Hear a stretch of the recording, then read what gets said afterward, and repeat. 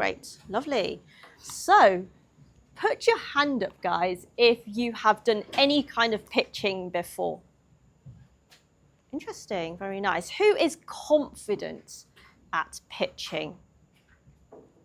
Yeah, you can be. Yes, good, good. Okay, right, nice, nice. So, hello, hello. Oh, sorry, thank you. It's all right, it's all right. Come on in. Thank you. Yes, that is me. So, yes, lovely. Let me just tell you a little bit about who I am. So, my name is Emily Lee. I am going to be your guest speaker today, telling you all about pitching and what it is that I do. So, I started off as an actor. And I thought, to become a really good actor, what do I need to do? I need to be able to train my voice. So I specifically did a master's in voice. And then I thought about, okay, all of the things that they're teaching me about breathing, about accents, about how I speak, that is not just for performers and actors, it's for everybody who communicates. So this is what I do. I set up my company, it's called Speaking Voices, and I empower individuals to speak with confidence and help people express themselves authentically as well, because I think that is such a key part to pitching, to be yourself. So as a voice coach, I cover lots of different things. So there's breathing, there's speaking, I do wedding speeches as well, I do accents, I do a lot around pitch, like pacing and pitching and how your voice works, vocal variation. But today, ultimately, we're going to be looking at this framework for pitching. A lot of people think the voice stuff, the communication, is the ultimate goal, and it is, but we need to be able to work backwards. A lot of people think, okay, how shall I stand? Right, okay, where do I look? What do I do with my hands and my body language? And this is the outer exterior. We can all do that. But what sets you apart from other people is the two things that we're going to be looking at before that. So before we communicate and how we speak and whatever we want to articulate from our mind to out here to the audience, we need to think out about our mind. When we think about our mind, we need to have our structure of what we want to say in our mind, and then we're able to speak. But before this, we need to focus on our body, and this is what a lot of people don't focus on. This is how we actually manage our nerves. This is how we actually become more confident to speak. So with your body, it's not just, okay, my outer body. I'm thinking about what is connecting with you, your intuition, if you like, okay? Your body is what we think and what we feel is all connected. So what we say, what we think, but how we are feeling, how we make others feel is the most important thing. And when we think about our nerves, it's always to do with our breathing. So we want to be as grounded as possible when we're speaking. We'll do a bit of exercises for body, mind, and voice, so you'll be able to encompass this, because I want this to be a practical lesson for you as well before you then go and pitch. So with your breathing, everybody tense your fist. Tense your fist, really hard. Okay. What you're doing there, let go, is at that moment in time when you're tensing your fist, you're giving yourself tension, right? You're contracting your muscles. But are you breathing in that moment? Contract your hand again. Right, it's really hard, isn't it, to be able to breathe and to be able to tense your fist at the same time. So a lot of people, when we are in that moment of going on stage, we're very nervous and we're tensing up, we're stressed, we're thinking, overthinking. We don't have that capacity within ourselves to breathe. When we don't breathe, we can't think. And when we can't think, we can't speak. So it's a chain reaction, right? So we have to think about grounding ourselves and breathing, because if we don't breathe, our mind goes into survival mode. That is the main purpose of a human being. If you think about the logistics of humans, is to survive. To be able to survive, you need air. So we need to think about the air, how much air we have. We need to think about breathing. Then when we are breathing, we can then think. We can clear our mind, and then we go, I've got that thought in my head. So a lot of people, when they're nervous, they panic and they overthink, and all of a sudden the thought's gone. You don't know, they can't grasp that thought, right? Once you're able to breathe, that thought will come back to you, and then you're able to voice that. So that is pretty much the framework we're going to be going on later. Yes, you have a question? Sorry, can you just recap the body that you spoke of? So you talked about the body being like how you feel. Yes, the feeling. Yeah, so with the body, it's all about the grounding. You need to be able to breathe, so then you're more intuitive with your body. You're being present within your surroundings. So I know to look at everybody in the room, but I know if latecomers are coming in, I can address those people as well. Some people are so focused on their script, they've memorized their script, and if something wrong happens, they're not able to deal with that. So the body is really there for you to be present in the moment, to acknowledge what's happening in real time, rather than thinking about, okay, what am I going to say?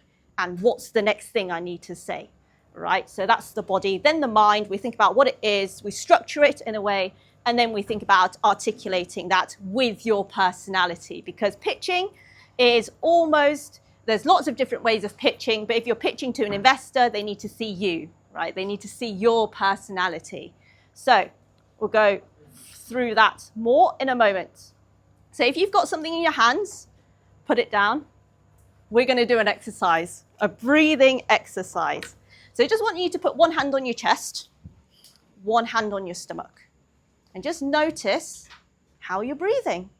So you can close your eyes, you can open your eyes, but just notice which hand moves more.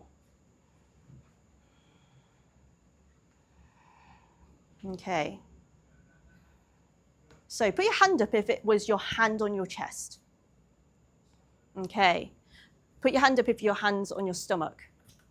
Good. So what we want to do, the aim is for us to be able to breathe down into our stomach. If you're breathing from your chest up here, everything has shorter time. So if you think about the messages, the signals that are relayed to your brain, if you're breathing from your chest, you have almost this amount of space. But if you're breathing from your belly all the way down into your hip sockets, you have more time for those signals to travel to your brain, for your brain to work out what it is that you want to say, and then process that out of your mouth.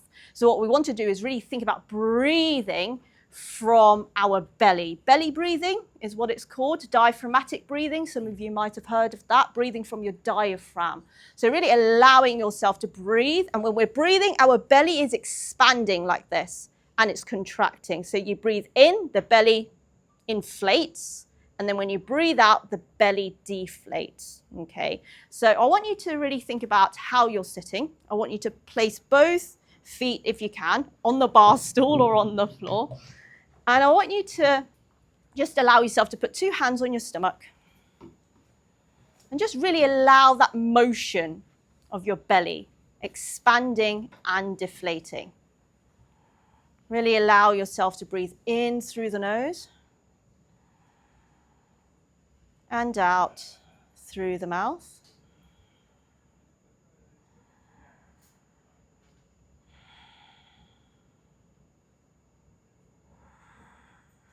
And I want you to connect with your belly muscles, just softening, allowing your belly muscles to soften, and allow your belly to expand and to deflate. Good. Now this time, instead of just softening our belly muscles, I want you to take your mind's eye, your eyes all the way down to your feet. And I want you to think about your feet relaxing and softening. And then moving up to the calf muscles, allowing your calf muscles to relax and to soften. And thinking about our thighs softening and relaxing. Moving up to the pelvis, softening and relaxing the muscles around our pelvis. Moving to the belly, allowing the belly to expand and to deflate. Moving up to the chest, allowing all the muscles in your chest to relax and to soften. Moving up to the shoulders, allowing our shoulders to expand. Really think about softening those muscles in our shoulders. Moving down to the fingertips, relaxing every finger and thumb. Moving up to the forearm, relaxing and softening the muscles in the forearm. Moving up to the biceps and triceps, allowing ourselves to soften those muscles in our biceps and triceps. Moving up to our neck, allowing the front of the neck, the sides of the neck, and the back of the neck to soften and to relax. Moving up to our jaw, allowing our jaw to relax and to soften. Allowing our cheeks, our ears, our nose to soften and to relax. Moving up to our eyes, relaxing our eyes, relaxing our eyebrows, and softening the muscles in our forehead. And then thinking about the top of the skull, the muscles around the skull. And allow yourself to breathe in this moment. Okay. Very nice. Putting your hands back onto your lap. Great. Lovely. How did everyone feel? Good. Yes. Question? Busy? Dizzy. Ah, okay, yes. So some people, if you're dizzy, put your hand in front of you like this so you have something to focus on. Okay.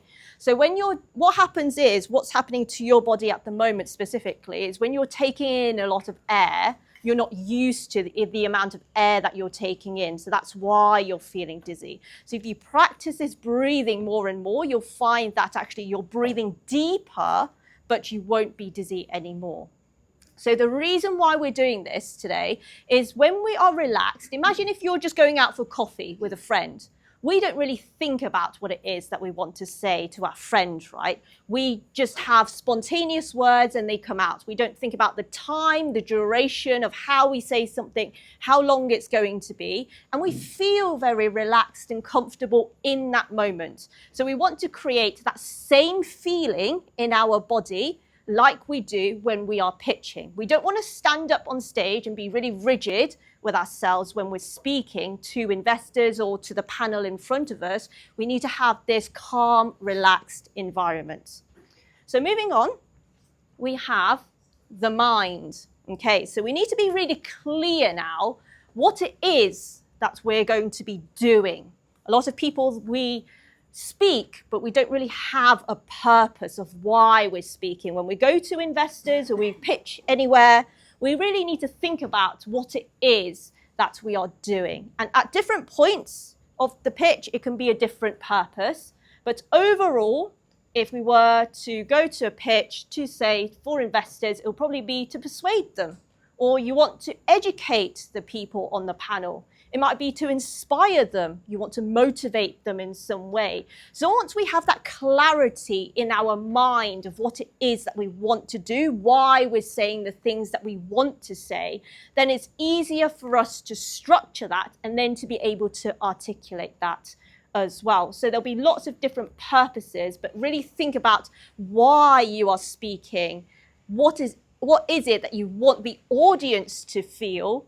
And also how it is that you're feeling as well. Because if you feel something, if you want to persuade someone, right, you will know what to do, how that feels in your body. So if you want to persuade someone and sound really happy, right, you need to be able to feel happy in order for the audience to feel happy at that moment.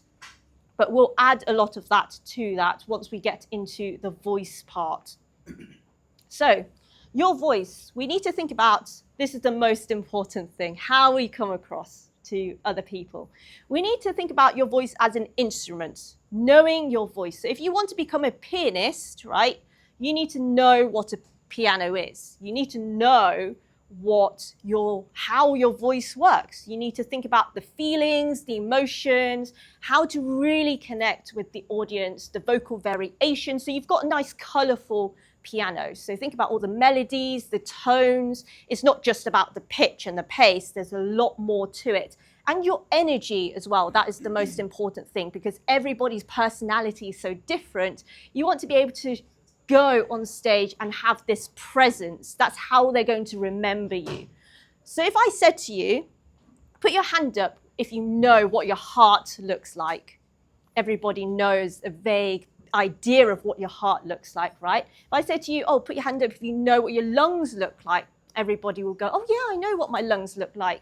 Put your hand up if you know what your voice looks like. Yes, unless you're a doctor, you studied the voice, a lot of people won't know. So when we know what it is what our voice looks like inside, then we're able to find out, oh, this is how I can adapt my voice to be able to use it by adding feelings and emotions, to use it with adding tones and all of the other things that we're going to do today. So now this part is the science lesson. So if you're a bit gory, you don't like to know what the inside of your voice looks like, look away now.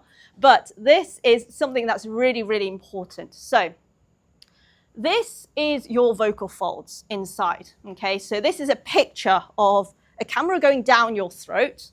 And when it's open like that, so the actual part here, the white bits there that you can see in this V shape, that's your vocal folds. That's what's happening when you're speaking. That's where you get vibration. What's happening when you're speaking, your vocal folds, which is literally tiny, the size of your pinky fingernail, right? They overlap like this. So if you want a strong voice, if you want an authoritative voice, you want your vocal folds to overlap really cleanly, to have a strong, clean overlap. If you're thinking about whispering, your vocal folds are just touching each other. And that is creating a lot more effort. When we speak, we want it to be easy, okay? We don't want it to feel like a chore. So when you're thinking about your muscles and how they contract, we want to feel as though that is going to be the most easiest thing for them to overlap. And when you speak, it overlaps 100 times per second. That's how we get vibration. If you want to speak louder, we want to have air, and we want to balance that air pressure with your vocal folds overlapping like this. But in terms of voice and communication, this is the most important thing. We want you as the speaker to be giving a message. And then the message goes into the other person's ears through vibration. Then the listener listens to this. They have something in their mind, and then they'll pass a message back. Sometimes if you're pitching like me, if I'm standing here talking to you guys now, there is a message that I'm speaking about. You guys are listening, but not necessarily there's always going to be a message back verbally. So if I look at you at the moment, I can get cues from the audience about your body language, about who's looking at me, and then I will continue speaking with my message. So it goes round and round like that. But as the speaker, you are always in control. Okay, so you are in control of the room, you are in control of what you're saying, so you have this ability to change the environment that you're in using your words, depending on the message and the purpose of your message that you wanted to say. Now, when we think about pitching in business, what is pitching? So for me, this is concisely talking about you, your business, and or your products and services for a certain purpose. So you don't always go up to people, this is my business card, this is what I do. Okay, that's quite off-putting. We want to concisely talk about who you are without selling yourself. But in a pitch, you have to be able to sell yourself in a way that the audience can remember you and can actually remember what your product is, what your brand is, but also you in particular, because ultimately they're investing in you. So when we're pitching, where do we pitch? And the answer is pretty much everywhere, okay? Every time you are speaking, we are pitching. We're talking about ourselves. We can be posting things in forums. We can go to funding and we can pitch for funding. We're pitching on social media about ourselves, about our stories. We think about our potential customers and our clients. We're always pitching to them. We're going to networking. We're pitching. Potential partnerships, mailing lists, awards, the list goes on and on. We are always talking all the time. We communicate because there is a need for us to communicate, right? We have something that we want to tell somebody else. And pitching is just speaking. It's just talking about you, but an extension of you. So when we look into pitching specifically, there are 3 things that I really look out for. The first thing is settle into it. Just take your time, right? Give yourself a moment to just breathe.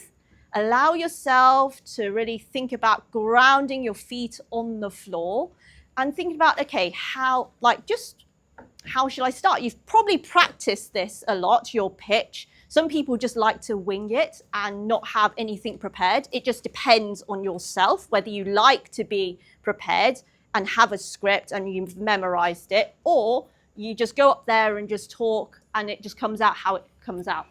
So really take your time. With pitching, you can start with a statistic, a question, or a story that grabs attention. So this could be a hook, your hook. Right? And especially if you're doing a 1-minute pitch, like you will later on, there is not much time to talk about loads of different things. So I'll give you the structure as well to pitch for 1 minute. The second thing is connect with your topic. This is the most important thing. A lot of people, they just say, this is my business, this is everything that I've done so far, and these are the numbers for my business. Now, if you're speaking like that, those are just words. It's just noise. When we think about speaking, it's just vibration and sound. We want to add something extra to this. And this is where your personality comes in. You can put a joke in there, right? You can make it sound like you.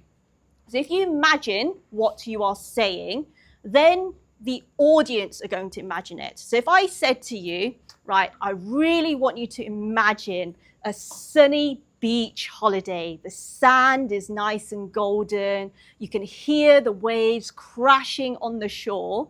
The amount of detail that I've just put into that and the way I've spoken about this picture about the beach, you are already imagining something in your mind. So this is what you need to do if you're pitching to investors. You need to get them on board with your story, and how you deliver that story to them is in the vocal tones of your voice.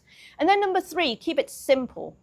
Okay, present your key points clearly and have a beginning, middle, and end. And that is really the structure of a pitch. So if you think about Cinderella, right? Cinderella has been told over thousands and thousands of times. We know the story. There's always a beginning, there's always a middle, and there's always an end. Same with any story. So if you think of a pitch, think of your story, think about how this is going to play out. And obviously with a story, it's never going to be in the same order necessarily all the time either. So this is what I was talking about before.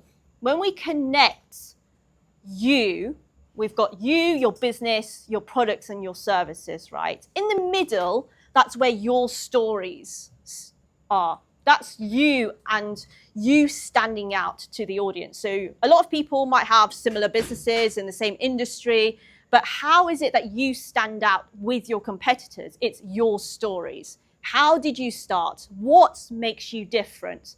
How did you cover X, Y, and Z?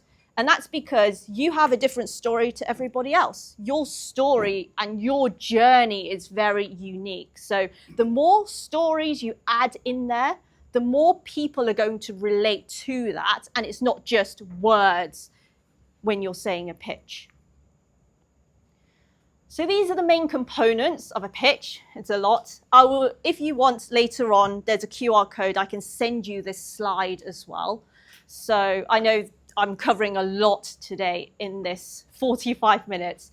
But this is the main components of a pitch. Introduction, who and why you're here. You might want to introduce your team as well if you've got a team. Problem, state the past. current issues, your solution, your unique answer and how you do this, your market, so current size, the industry, where you fit in currently, your business, how you make money, traction, the evidence and future growth, your future, which is your projections, your visions for the business, why you, so competitors and you standing out specifically, your ask, investment for what and why you want the money. And then the next steps, call to action from others. What do you want them to do? So sometimes we always say, I want £100,000 for my business, right? But sometimes we forget that there are things, if they can't give you the funding right now, for example, there are other things that you might want from them. And you could just say, you could always reach out to me via this number or this email address, follow me on social media, etc. So you can always prompt other people to do something for you as well. But in a 1-minute pitch, we're going to condense 10 different things into something very small. Okay, because there's only 1 minute. 60 seconds is not a very long time. Okay. And when I say you can rearrange it in any order, you don't always have to start with intro. Hi, my name is Emily. I'm a voice and communications coach. You can start with the problem. 49% of the UK population have a fear or phobia of public speaking, right? You've addressed the problem. That's something that is currently happening, is a current issue. It could be you can state something. Before, when I was younger, I didn't know how to speak with confidence. I was reserved and I was shy. See, then that is the past issue. Then you can introduce yourself and think about the solution. What is the solution to this problem? So the solution is, I am now coaching corporates on a one-to-one and group. I offer group coaching to others. And then your ask, what is your ask? So it doesn't have to always be investment. When you're pitching, it doesn't have to be for money all the time. It could just be for more visibility. So really think about what it is that you want. And then the call to action, the next step, what do you want others to do? So that is pretty much the way that I would put together a 1-minute pitch. I know sometimes when there's lots of people pitching, everyone's saying, hi, my name is, gets a bit boring for the people who are listening to you to think about 20 people going, hi, hi, hi, hi. It's the same introduction. So sometimes I just like to jazz it up depending on the day. If I've listened, if I'm not the first one, if I'm like the 15th person to go pitching wise, I don't tend to start with, hi, my name is. I just jump straight into the problem because it's just different. It just makes people listen in a different way. So, talking about your story, your pitch. I know I said some people like to practice and rehearse all of this beforehand, but the top tip is do not write your speech from your head, okay? Always say it out loud first. Why? Because what we speak is a completely different tone to what we think in our head. I say, hi, my name is Emily. When you write it down, it might be, hello, my name is Emily. So if I never say hello, why am I saying hello, right? There'll be lots of words that you think in your mind that is cool to say, or because we must sound professional, we must sound formal, we need to say these words. And that's our brain thinking about how we should say something. But if we are speaking and you want personality in there, sometimes hello is not the best way to speak, especially if it doesn't suit you and it's all about you. You have to be aligned with the words that you're saying, okay? So what I say will be completely different to how you're speaking today. So really think about when you're writing your speech, say your speech and then write it down, rather than thinking in your head, what should I say? And then write it down and then speak it. But I have talked a lot today and there was so much information kind of thrown at you. I want to give you guys as much time to practice as possible. So I'm going to give you a few minutes now to really think about all of the information I've given you, what you might want to change to your pitch, And then if you do want to pitch, you don't have to, by the way, today, you don't have to pitch. But if you feel ready or you just want to try it out, then I'm happy for you to come up here, do some pitching. I'll give you a bit of feedback. You do it again, and then we'll wrap it up there. So yes, I'll give you a few minutes now to go through your pitch if you have one, and then we'll crack on with the individual pitching. Thank you.